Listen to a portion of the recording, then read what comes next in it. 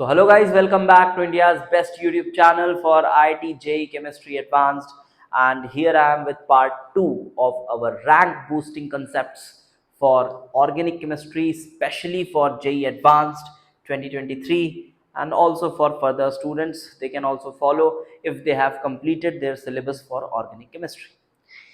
So first of all तो मैं यार आपको सॉरी बोलना चाहता हूँ बिकॉज पिछले 6 दिन से वीडियोस नहीं आ पा रहे थे because of some unexpected problems, जिस वजह से मैं वीडियोस नहीं ला पा रहा था। अब वीडियोस आपको कंटिन्यूसली मिलेंगे और मैं आज की वीडियो में कोशिश करूँगा कि जो आपने 6 दिन वेट किया है वो बिल्कुल एकदम वर्थ लगे आपको वीडियो देखना। बहुत अच्छे अच्छे कंसेप्ट्स आज मैं आपके साथ डिस्कस करने वाला हूँ और आपको नोट्स ज़रूर बनाते जाना है। जैसा कि मैंने पिछले वीडियो में भी बोला था, आपको नोट ज़रूर बनाते जाना है। अप टू 2023 JEE एडवांस तक इस सीरीज़ को हम बिल्कुल अच्छे से कंटिन्यू करने वाले हैं, ठीक है। और मैं कुछ चीज़ें आपको बता दूं कि हमारा फिज़िक्स का भी चैनल आ चुका है, और इसमें भी आपको बहुत अच्छे अच्छे क्वेश्चंस करा रहे हैं Vaibhav sir for JEE advance 2023 specially. तो आप उसको चेकआउट कर सकते हैं, आपको डिस्क्रिप्शन में लिंक मिल जाएगा चैनल का, आप वहाँ जाएं, चेकआउट करें और वहाँ भी कुछ सीखें और कोशिश करें कि दोनों ही चैनल्स को ज़्यादा से ज़्यादा ग्रो कराएं शेयर करके, ठीक है। दूसरी चीज़, आप ऐप अगर आपने हमारा इंस्टॉल अभी नहीं किया है, कैम IIT ऐप, जिसमें आपको बहुत अच्छे अच्छे कोर्सेज मैं प्रोवाइड करा रहा हूँ, साथ ही साथ 2023 वाले बच्चों के लिए नेक्स्ट 2-3 डेज में एक बढ़िया टेस्ट सीरीज स्टार्ट करने जा रहे हैं ओनली फॉर केमिस्ट्री फिलहाल, ठीक है। ओनली फॉर केमिस्ट्री एक बढ़िया टेस्ट सीरीज बिल्कुल अफोर्डेबल प्राइस में, जहां हर एक क्वेश्चन एकदम बेहतरीन क्वेश्चन पिक किया गया है, तो वो आप मिस आउट नहीं कर सकते। तो पहले आप ऐप इंस्टॉल कर लीजिए, आप वहाँ पे टेस्ट देखेंगे, आपको बहुत मज़ा आएगा। ऑब्वियसली पेड रहेगा बट बहुत अफोर्डेबल प्राइस में रहेगा, ठीक है। तो वो टेस्ट पेपर ऑलमोस्ट रेडी हो चुके हैं, बस थोड़ा बहुत अभी उसमें टाइपिंग वाइपिंग का काम बचा हुआ है, 2-4 दिन में वो कंप्लीट हो जाएगा और आपको वो टेस्ट मिलेंगे बहुत अच्छे। लॉन्च में करूँगा, आएगा उसमें, तो इसे आप इंस्टॉल कर सकते हैं। 24 वाले बच्चे, हमारा अभी ऑर्गेनिक केमिस्ट्री का कंप्लीट कोर्स चल रहा है। आप अगर एकदम टॉप नॉच लेवल की ऑर्गेनिक सीखना चाहते हैं, जिस लेवल की ऑर्गेनिक अभी मैं करा रहा हूँ, इस वीडियो में कराने वाला हूँ, तो आप बिल्कुल ऐप में वो कोर्स परचेज कर सकते हैं। कंप्लीट फिजिकल केमिस्ट्री भी कराई हुई है, काइनेटिक्स के 2 लेक्चर्स बस बचे हुए, वो भी आपको 2-3 दिन में मिल जाएंगे। तो कंप्लीट फिजिकल केमिस्ट्री भी आपको ऐप में अवेलेबल है, वो आप ले सकते हैं। Ideal gases and mole concepts, ये 2 चीज़ें बची हुई हैं जो मैं यूट्यूब में पब्लिकली अच्छे से पढ़ाने वाला हूँ। कुछ दिन में वो भी मैं पढ़ा दूंगा, ठीक है। तो चलिए, ये सभी चीज़ों को आप चेकआउट कर लीजिए। एक चीज़ और बोलना भूल गया, that is our real JEE advance series, जिसके साथ इस चैनल को हम शुरू किए थे यार। रियल JEE एडवांस सीरीज, इसको आप कैसे भूल सकते हैं। पार्ट 105 तक अपलोडेड है, आप इतना कर लीजिए, बहुत मज़ा आ जाएगा आपको। इतने ये कर लीजिए और फिर जो टेस्ट सीरीज ला रहा हूँ उनके क्वेश्चंस को कर लीजिए, मोर देन इनफ होगा केमिस्ट्री के लिए, ठीक है। यहाँ आपको सभी चीज़ें मिलती हैं बेटा, हर तरह की chemistry, physical chemistry, organic, inorganic, तीनों चीज़ों का बढ़िया ब्लेंड मिलता है। मल्टी कॉन्सेप्ट क्वेश्चंस मिलते हैं और जो टेस्ट पेपर भी मैं बना रहा हूँ उसमें तीनों ही पोर्शंस का बढ़िया एक ब्लेंड बना के आपको टेस्ट पेपर दिया जा रहा है। और इन टेस्ट पेपर्स में इसके कोई क्वेश्चन मैं पिक नहीं कर रहा हूँ, तो आप ये सोच सकते हैं कि इसमें नए क्वेश्चंस ही मिलेंगे आपको। ऐसा नहीं किसी के क्वेश्चंस को मिला जुला के दे दिए, हो सकता है एक आधा 2 क्वेश्चन कहीं से आपको 10 पेपर में एक आध क्वेश्चन इसके मिल जाए, तो वो हो सकता है कहीं से मिल जाए, तो ऐसा नहीं बोल रहा हूँ। 1-2 क्वेश्चन कहीं से कुछ मिल जाए तो बात अलग है। ऑल्दो पूरे क्वेश्चंस आपके लिए फ्रेशली डिज़ाइन किए गए हैं और पिक किए गए हैं, किसी किसी सोर्सेज से पिक भी किए गए हैं, बट ओवरऑल मोटिव यही है कि आपको अच्छे क्वेश्चंस, रेलेवेंट क्वेश्चंस का कलेक्शन दिया जाए, ठीक है। तो बिल्कुल चेकआउट कर सकते हैं, ऐप इंस्टॉल आप कर सकते हैं। तो चलो फिर शुरू करते हैं आज का सेशन। प्रॉब्लम देखकर काफ़ी आसान लग रहा है, नॉर्मल सा एक इवन एलिमिनेशन नज़र आता है। कार्बोकेटायन बनाना है, रीअरेंज कराना है और फाइनल एक एल्कीन बनाना है, बट एक ब्रिज्ड कंपाउंड है तो ब्रेड्स रूल का भी ख्याल करना है। ब्रेट्स रूल का ख्याल करते हुए हमें मोस्ट स्टेबल एल्कीन बनाना है। अब ये क्वेश्चन शायद अक्षय चौधरी से लिया गया है, मुझे ध्यान नहीं है कहाँ से मिला है, बट शायद अक्षय चौधरी का ही क्वेश्चन है। और मैं रिकमेंड भी करना चाहूँगा आपको, Akshay Chaudhary one of the best books to solve if you are a JEE advance slash olympiad level. अगर आप प्रेपरेशन करना चाहते हो, बहुत अच्छे कलेक्शन ऑफ प्रॉब्लम्स मिलेंगे उसमें, ठीक है। बाकी और कोई भी बुक के कंपैरिजन में I highly recommend this book, ठीक है। इसको मैं रिकमेंड करता हूँ, बट उतनी फेमस आपको ये नहीं लगेगी। आप अगर नंबर्स पे जाओगे तो आपको लगेगा यार नहीं, MS चौहान तो ज़्यादा लोग प्रेफर करते हैं। फिर वही बात करो, मैं नंबर्स पे मत जाओ, ठीक है, क्वालिटी पे जाओ। ये आपको बहुत क्वालिटी चीज़ मिलेगी इस बुक में। चलो फिलहाल इस क्वेश्चन को करते हैं। तो देखो, जो चीज़ नज़र आ रही है, पहली चीज़ तो ये है कि भाई यहाँ पर आप प्रोटोनेशन करा के वाटर निकाल देंगे। उतना तो बच्चा जानता है कि यहाँ पे कैटायन आएगा, ये CH3 है और ये कुछ ऐसा है। अब आप देखो, एक चीज़ नज़र आ रही है ना कि ये वाली जो ब्रिज दिख रही है, थोड़ी सी स्ट्रेन्ड ब्रिज है ये। This bridge seems to be strained. तो इस स्ट्रेन्ड ब्रिज को आप थोड़ा सा एक्सपैंड करा सकते हो। ये नज़र तो आ गया सबसे पहले। कैसे एक्सपैंड होगा? ये टूटेगा, ये कुछ इस तरह से आप एक्सपैंड करा देते हो। अब जब आपने ऐसे इसको एक्सपैंड करा दिया, तो क्या मैं इसे ऐसा बना दूं, this with this, a methyl here and positive charge goes there। अब बात आती है सॉरी, कि is it the most stable carbocation that we can have, और there is possibility of any kind of rearrangements. तो बच्चों को ये लग सकता है सर देखो, अब यहाँ तो आप प्लस को लेकर जा नहीं सकते, ब्रेट्स रूल वॉयलेट हो जाएगा।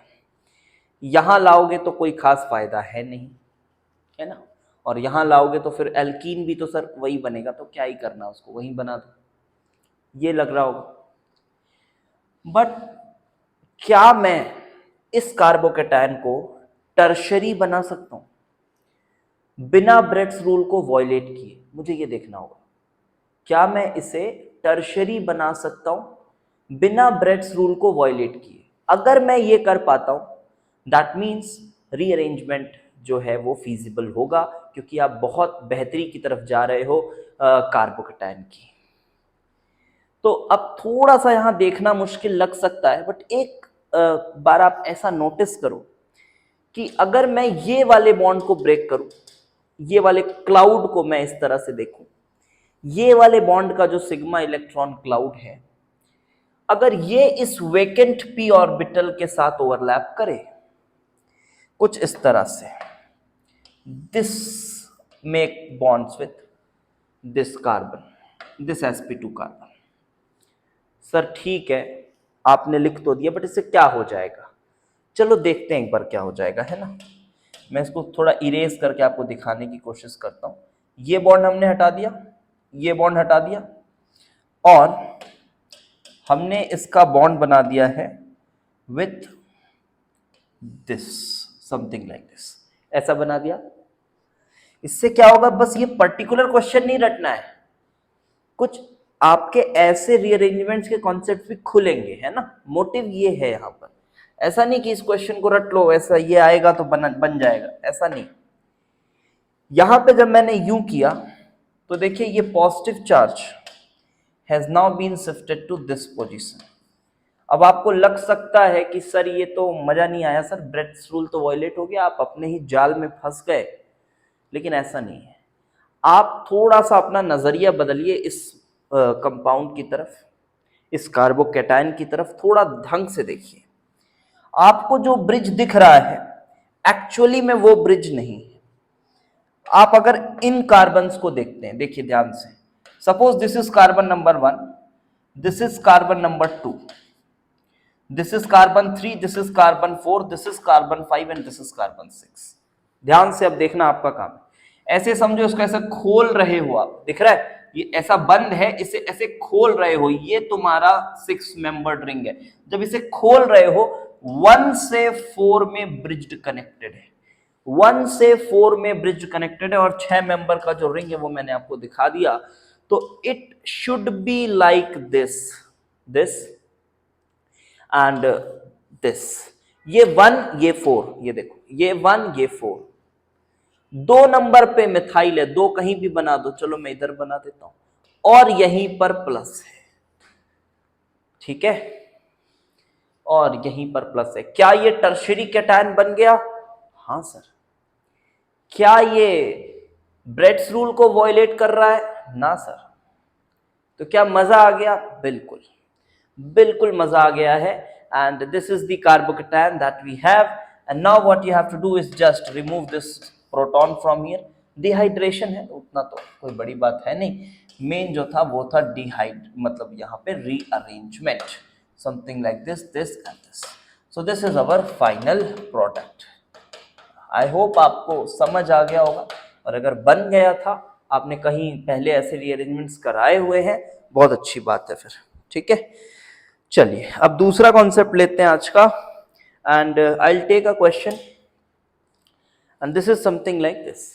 ये देखिए मस्त मस्त कॉन्सेप्ट है, ये भी आप कोशिश करिएगा इसे खुद से ट्राई करने का। पहले NaNO2 and HCl, this is the first step, and after first step we are doing the hydrolysis, okay, we are doing the hydrolysis, इसकी हाइड्रोलिसिस करा देंगे। तो पहले हमने इसमें NaNO2 HCl किया, देन हाइड्रोलिसिस किया। आप पहले खुद से ट्राई करिए।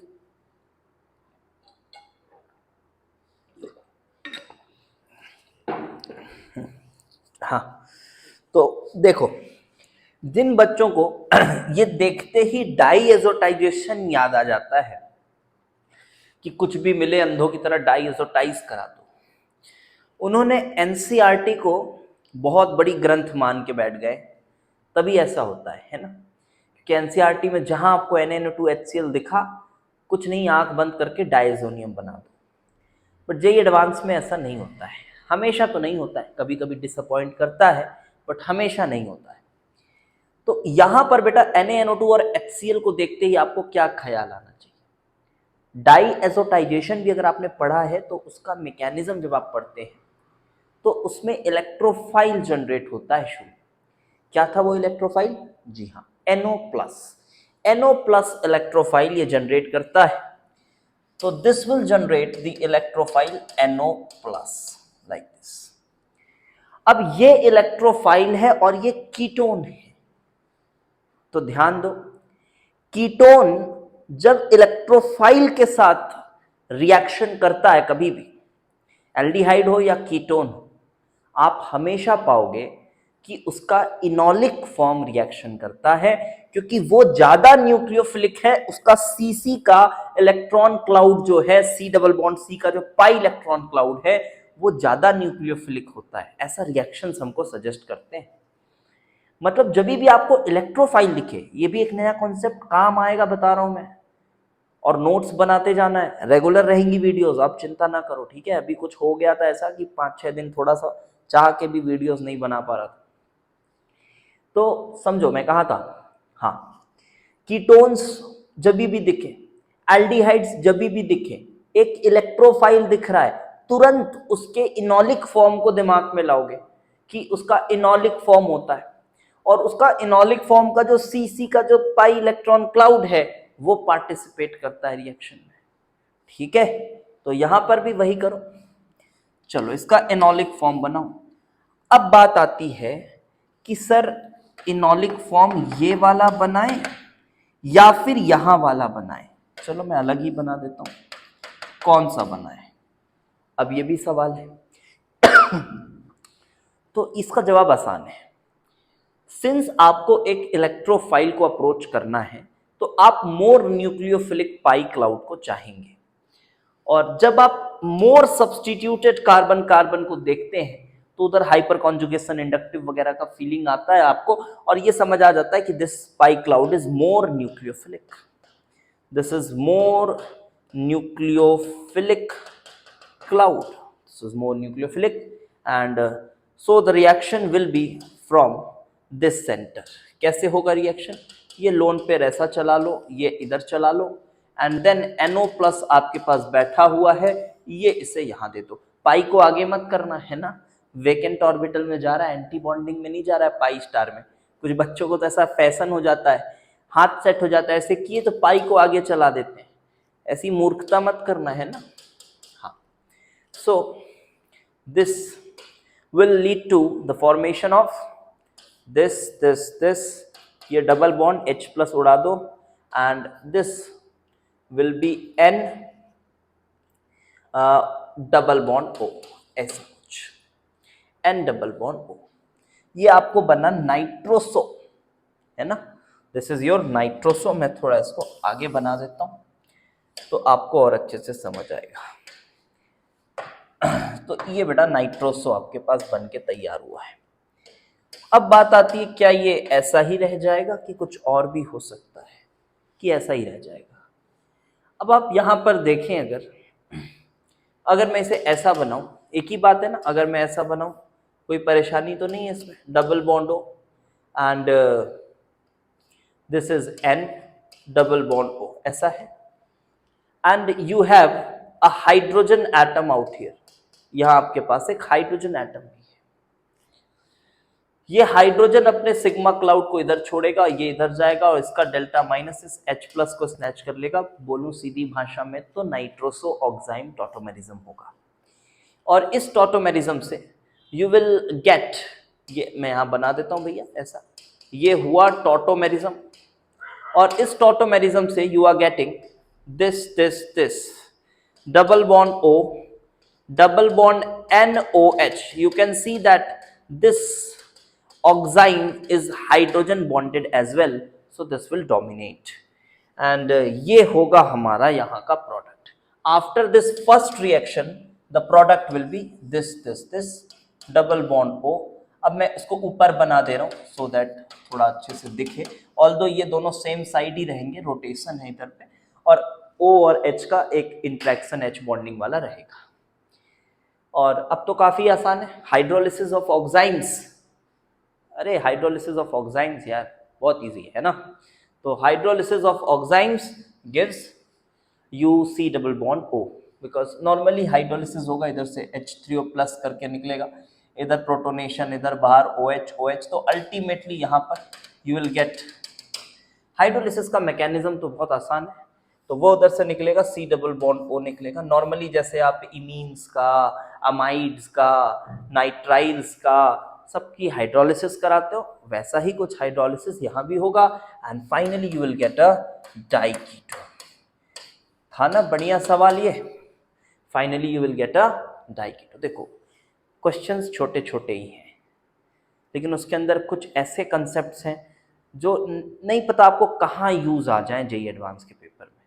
मैं ये नहीं बोल रहा हूँ कि ये 10 क्वेश्चन में से एक क्वेश्चन आएगा, ऐसा नहीं मैं बोल रहा हूँ किसी में भी, किसी भी वीडियो में। मैं बोल रहा हूँ इसके अंदर जो चीज़ें मैं बोल रहा हूँ, जो बता रहा हूँ, जो कॉन्सेप्ट्स आपको बता रहा हूँ, उन कॉन्सेप्ट्स को आप मल्टीपल जगहों पे यूज कर सकते हैं। ओवरऑल मैं बोलूँ आपकी ऑर्गेनिक केमिस्ट्री में थोड़ा सा एक नेक्स्ट लेवल ले जाने की कोशिश कर रहा हूँ इन वीडियोस के थ्रू, ठीक है। तो ये भी बढ़िया था। चलो अब आते हैं, एक और कॉन्सेप्ट निकाल के रखा हुआ है, उस पर थोड़ी चर्चा करते हैं। ये मोस्टली थोड़ा कॉन्जुगेट और डायरेक्ट एडिशन पे बात करेंगे, कुछ 5-6 एग्जाम्पल्स लेंगे, रिएक्शंस लेंगे, और उनके थ्रू हम कुछ कॉन्जुगेट और डायरेक्ट एडिशन पे बात करेंगे। सो लेट अस टेक, इसमें मैं एक चीज और ऐड करूं क्या? इसमें अगर मैं एक चीज और ऐड करूं, देखो जब आप इसी में ऐसा करते हो, देखो सपोज करो आपने लिया दिस और आपने कराया, इसी में फर्दर अभी ऐड कर रहा हूं, फिर आता हूं conjugate addition. Br2 in acidic medium ACOH acetic acid, और मैंने कहा कि मुझे 2 इक्विवेलेंट Br2 है मेरे पास, 2 इक्विवेलेंट के साथ रिएक्शन कराना है, तो क्या होगा पता है? व्हाट विल हैपन, यहाँ पे देखो ये भी अच्छा कॉन्सेप्ट है, ध्यान से देखेंगे। यहाँ पर जब मैं Br2 विद ACOH करूंगा तो ACOH में क्या होता है, एसिडिक मीडियम है, तो अगेन ये टॉटोमराइज होगा, और इसका जो टॉटोमर है that is enolic form, that will participate in the reaction.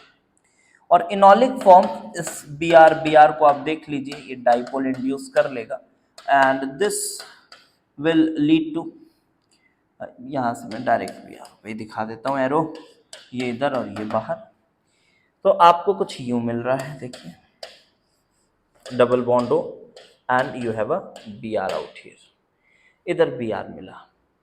अब एक मोल और के साथ मुझे रिएक्शन करानी है, ठीक है, दो इक्विवेलेंट मेरे पास है, तो अब क्या होगा, फिर से इसका इनोलिक फॉर्म बनाएंगे, बट नाउ अगेन जब मैं यहां पर Br2 दो इक्विवेलेंट इसका ले रहा था, मतलब अब यहां पर एक इक्विवेलेंट मैं और लूंगा इसका, ACOH मीडियम वही है, तो बेटा अब यहां वाला इनॉल थोड़ा सा इलेक्ट्रॉन डेफिशिएंट हो जाएगा, क्योंकि हैलोजेंस का खींचने का पावर थोड़ा ज्यादा रहता है, ठीक है।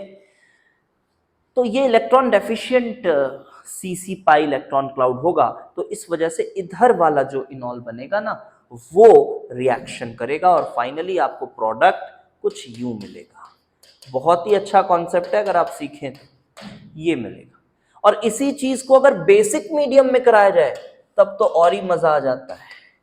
अगर इसी चीज को बेसिक मीडियम में कराया जाए, मतलब NaOH विथ Br2 अगर कराया जाए, तब तो NaOH इसको निकालता है, माइनस लाता है, यस माइनस लाता है, और इधर लगेगा आपको Br।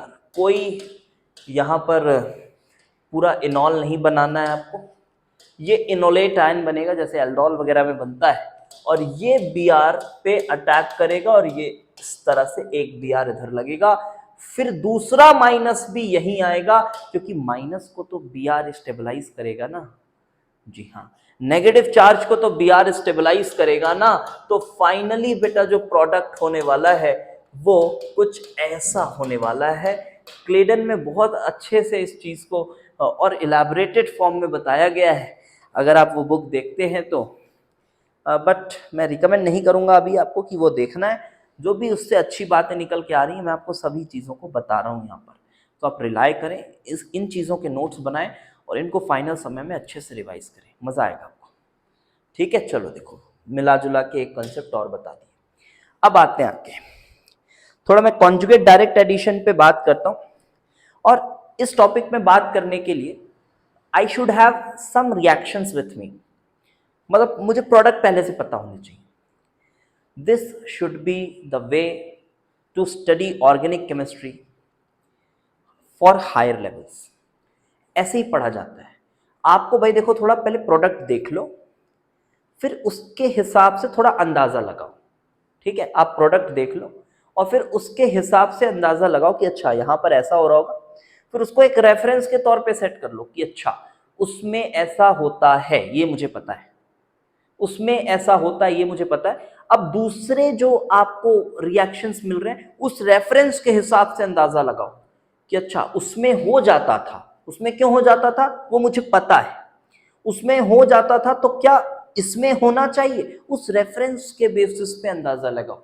ये सही तरीका होता है, क्योंकि हमें जब हम बोल देते हैं ना कि this carbon is not nucleophilic enough for the reaction to proceed, but फिर बात वही आती है, वो इनफ का कोई नंबर से हम नहीं बता रहे ना, इट इज न्यूक्लियोफिलिक इनफ, कितना, जैसे मैथ्स में होता है कितना, आपके पास नंबर होता है, आपको सब कुछ क्लियर रहता है, बट यहां हमारे पास वो नंबर नहीं है ना।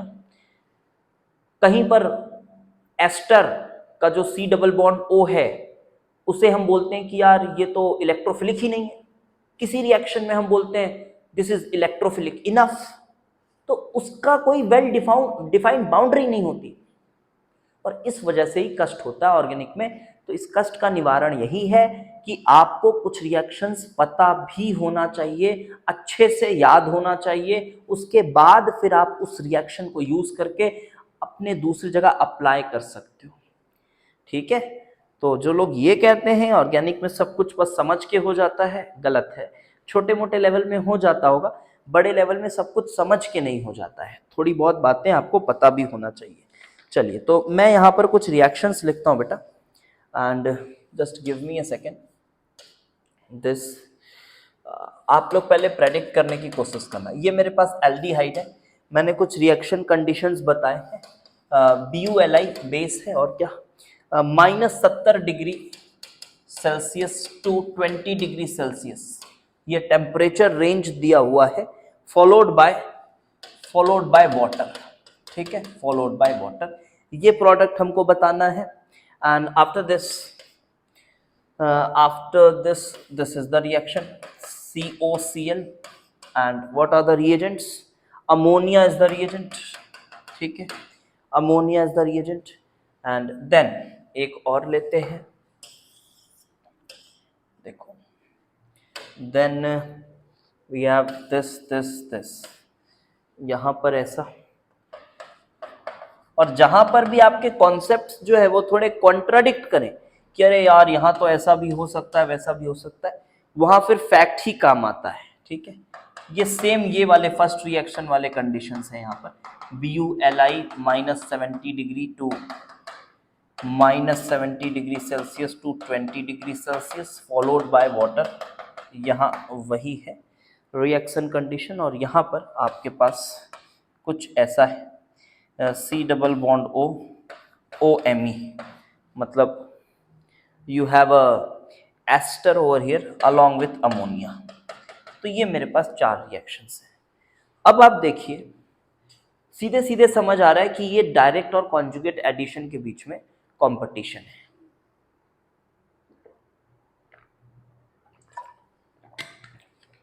तो मैं इन 4 एग्जांपल्स को आपको कहूंगा, इसको रेफरेंस के तौर पे थोड़ा याद रखिए।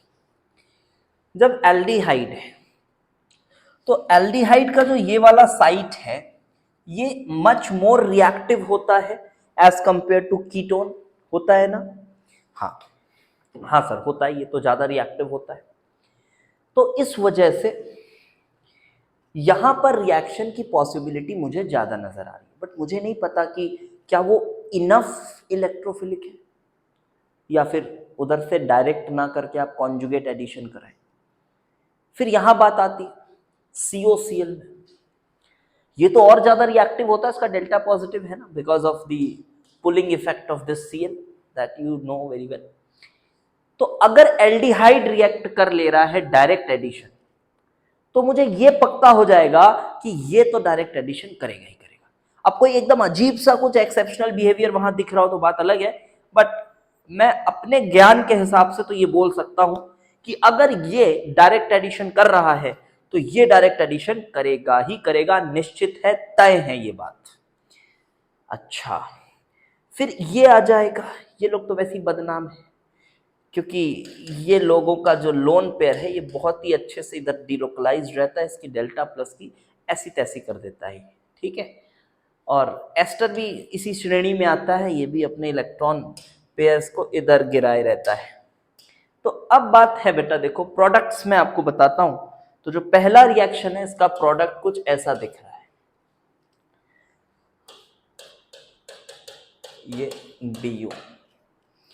देन इधर जब हम बात करें इसी रिएक्शन में समवेयर हियर, तो we are getting CONH2 and then इधर बात करें so we are getting BU है,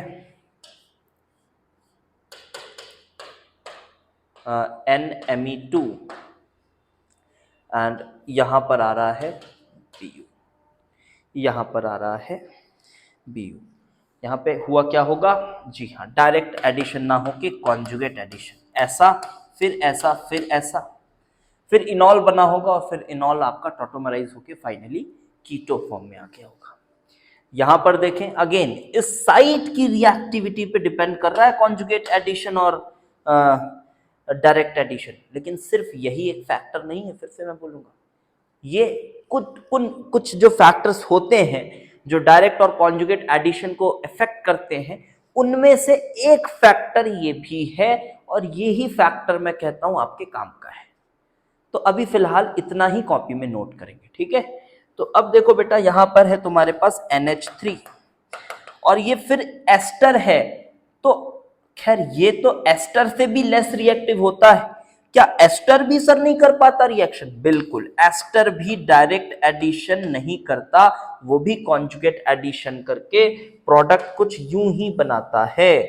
देखो कहीं मेरे से अगर कार्बन वार्बन एकाक छूट जाए, बढ़ जाए, तो वो थोड़ा अपने से समझ लेना, ठीक है ना, वो थोड़ा अपने से समझ लेना। कभी कभी ना ऐसी चीजें मेरे से गलत हो जाती हैं, पता नहीं क्यों। This is OMe and here I think I should add NH3. So this is the product. I hope आपको ये समझ आया होगा। इसमें एक दो चीजें और ऐड करता हूँ। The behaviour of NaBH4, I'll take two examples and on the basis of those two examples I'll try to tell you about the behavior of NaBH4. Mark it very important because NaBH4 is something that you see quite often used in JEE advanced papers, है ना। JEE mains के papers में तो बहुत ही use में देखने को मिलता है, बट वो रेस्ट्रिक्ट कर देते हैं up to NCERT level. But जब आप जेई एडवांस में देखेंगे NaBH4 को यूज होता हुआ, तो हो सकता है कुछ विशेष यूज आपको उसका देखने को मिल जाए। तो चलिए लेते हैं यहाँ पर एक सवाल। This is PH, this CHO when treated with, पूरा डेटा के साथ बात करेंगे भाई, क्योंकि इनको एज अ रेफरेंस रिएक्शंस याद रखना है, ठीक है, इनको एज अ रेफरेंस रिएक्शंस याद रखना है। NaBH4 and ETOH, NaBH4 and ETOH, yes we have a direct addition here again because we have aldehyde, we have direct addition here, and you will get CH2OH, you get CH2OH, and yes we get it 97% yield, मतलब कोई doubt ही नहीं है, यहां तो direct addition होना है। फिर जब मैं लेता हूं कीटोन मैं लेता हूं एक किसी तरह से, suppose I take this now ketone. अब कीटोन फिर से बीच का फंस गया, क्यों? क्योंकि सर यहां पर तो सर देखो आपने ये रिएक्ट नहीं कर रहा था, मतलब कॉन्जुगेट वाला डायरेक्ट कर रहा था, तो ये तो डायरेक्ट करेगा, और ये लोग डायरेक्ट नहीं कर रहे थे क्योंकि इनकी रिएक्टिविटी बहुत कम है। अब कीटोन इनसे ज्यादा रिएक्टिव है लेकिन इससे कम रिएक्टिव है, फिर बीच में फंस गई गाड़ी, तो क्या करें? याद करें, ठीक है। तो कीटोन जो है वो कॉन्जुगेट एडिशन प्रेफर करता है, डायरेक्ट नहीं कर पाता। अगेन वही रिएक्टिविटी का फंडा ही लगा लो कि ये भी नॉट इलेक्ट्रोफिलिक इनफ, और ये इनफ जो है यही बहुत परेशानी देता है हमें ऑर्गेनिक केमिस्ट्री में। सो H minus will prefer conjugate addition like this, giving you something like this. This is OH and then this with H. Again ये क्या होगा? अब ये क्या होगा? जी हाँ, ये फिर कीटोन बनेगा। लेकिन मजे की बात क्या है? मजे की बात ये है कि अभी कीटोन है, अब इसके पास कोई ऑप्शन नहीं है दूसरा कि कॉन्जुगेट करें कि डायरेक्ट करें। ये अब एनसीईआरटी के स्तर पर आ चुका है सवाल, और एनसीईआरटी में आपने बिल्कुल पढ़ा है मजे से कि कीटोन्स, एल्डिहाइड्स, ये दोनों ही अल्कोहल में कन्वर्ट हो जाते हैं। तो अब ये नॉर्मल कीटोन है NaBH4, फिर इसका पीछा नहीं छोड़ेगा और फाइनली इसे कन्वर्ट करेगा एक 2 डिग्री के अल्कोहल में। This was also a beautiful discussion, बहुत ही बढ़िया डिस्कशन था। आई होप आपको समझ भी आया होगा, मजा भी आया होगा, ठीक है। चलो अब कुछ और भी बात करते हैं, एक और कॉन्सेप्ट लेते हैं, ठीक है। चलिए, so now I will try to tell you something about this dibromides के बारे में बात करते हैं। ये यहाँ पर मेरा क्वेश्चन है आपसे, आप इसको नेक्स्ट क्वेश्चन की तरह ट्रीट कर सकते हो। आप इनको जब नोट्स बनाए तो ऐसा नंबर दे दे के बनाए या स्टार दे दे के बनाए। पहला कॉन्सेप्ट तो नंबर 1, नंबर 2, नंबर 3। जैसे पिछले वीडियो में हमने 6-7 कॉन्सेप्ट शायद डिस्कस किए थे, शायद 5 या 6 कुछ किया था, एग्जैक्टली याद नहीं। आज भी वीडियोस में हमारे 5-6 कॉन्सेप्ट यूज हो रहे हैं, ठीक है। तो आप इसी तरह से बस नंबर दे के बनाते जाए, इनको रिवाइज करते जाए। यहां पर मैं रिएक्शन करा रहा हूं इसका NMe2H के साथ। NHMe2 प्रेफरेबली SN2 प्रेफर करता है, ये बात आपको पता होनी चाहिए, SN1 नहीं प्रेफर करता। आपके पास यहाँ पर सिस लोकेशंस में मैंने बनाया है और यही सेम चीज को मैं एक बार ट्रांस लोकेशंस पे बना रहा हूँ। And now you have to tell, ये भी बहुत अच्छा कॉन्सेप्ट है और इस तरह के सवाल जेईई एडवांस प्रायः पूछता है, ठीक है, प्रायः इस तरह के सवाल वो पूछता है। बच्चे कंफ्यूज होते हैं, उनको लगता है यार बहुत आसान सा कुछ है और वो गड़बड़ कर जाते हैं। चलिए, तो इस क्वेश्चन को आप करिए, सेम वही है, NHMe2 आपने एक्सेस में डाला हुआ है, जब तक करा सकते हो SN2 तब तक कराओ, यहां भी वही काम है। और सिंस मैंने डैश वेज को स्पेशली बना के दिया है, इसका मतलब स्टीरियो का भी ख्याल रखना है ना, स्टीरियो का भी ख्याल रखना है।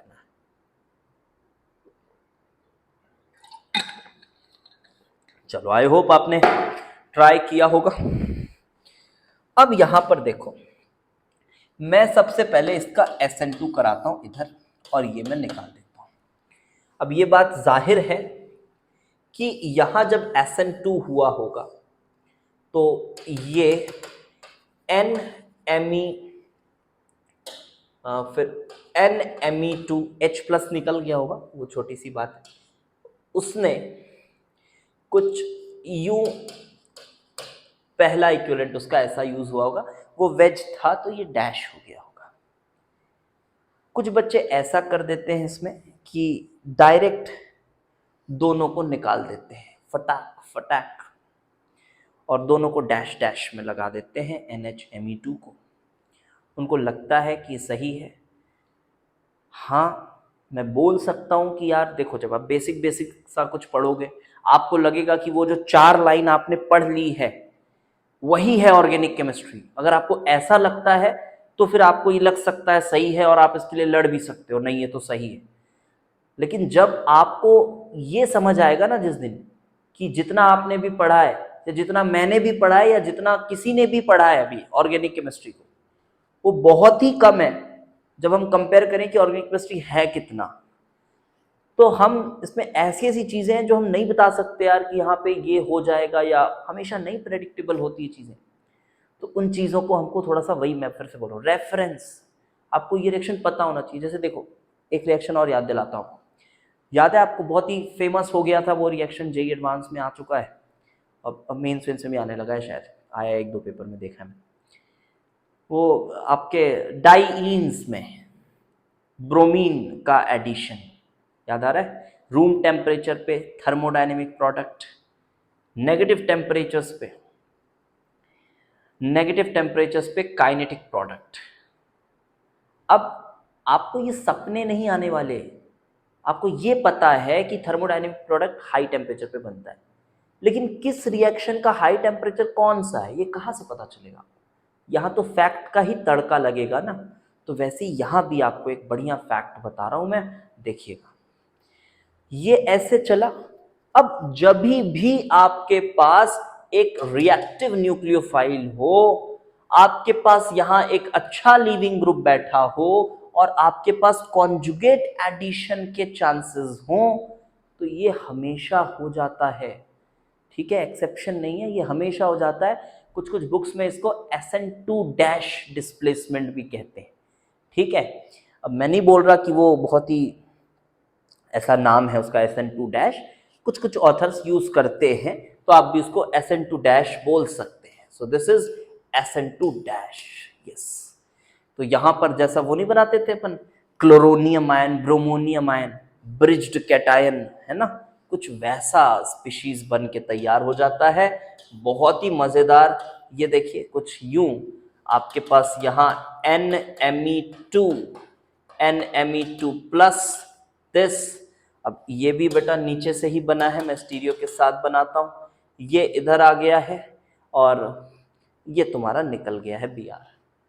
अब जब ये बनेगा तो फिर तुम्हारे पास NHMe2 है और वो जब इसे खोलेगा तो देखो बेटा NHMe2, अब ये यहां से भी ओपन कर सकता है और यहां से भी ओपन कर सकता है।